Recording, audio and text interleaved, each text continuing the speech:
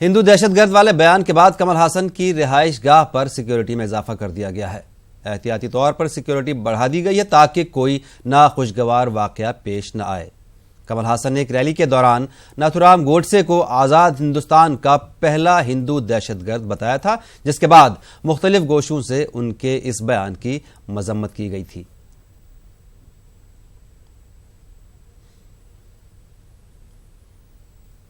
कमल हासन के हिंदू दहशतगर्द वाले बयान के बाद यह मामला एक बार फिर गर्मा गया है। एमआईएम सदर असदुद्दीन ओवैसी ने कहा कि जिसने बाबाए कौम महात्मा गांधी का कत्ल किया उसे दहशतगर्द नहीं कहेंगे तो और क्या कहेंगे। तो महात्मा गांधी को मारा, जिसने फादर ऑफ नेशन जिसको हम मानते हैं, उसको क्या बोलेंगे? महात्मा बोलेंगे या राक्षस बोलेंगे?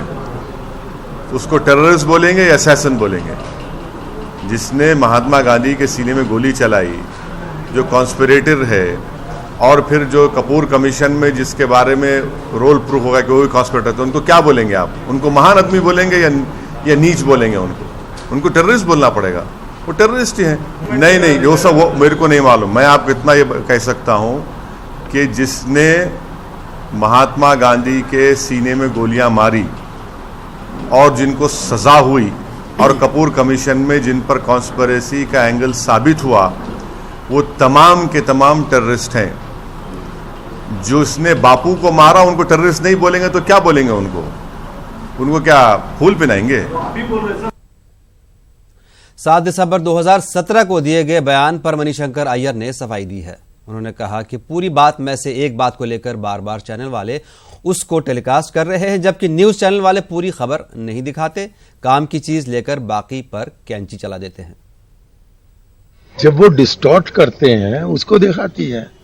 अब 7 दिसंबर 2017 को मैंने आप ही के चैनल को, ANI को, एक पूरा जवाब दिया था उनके सवाल के बारे में, लेकिन उसमें एक शब्द को लेकर और उसके साथ एक और शब्द जोड़कर, जिसको कि मैंने बोला ही नहीं था, वो प्रधानमंत्री जी ने बयान दिया और उसी को आप दिखाते रहते हैं।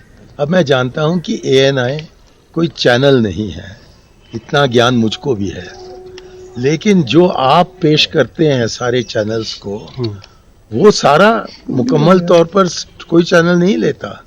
कोई एक पंक्ति, एक शब्द ले लेते हैं और बार बार उसको दिखाते हैं। तो गोबल्स ने कोई 100 साल पहले बताया था हमें कि एक झूठ जब बोला जाता है उसका कोई असर नहीं रहता, लेकिन आप बार बार उसी बड़े झूठ को बोलते रहो तो तब उसको सत्य समझा जाता है।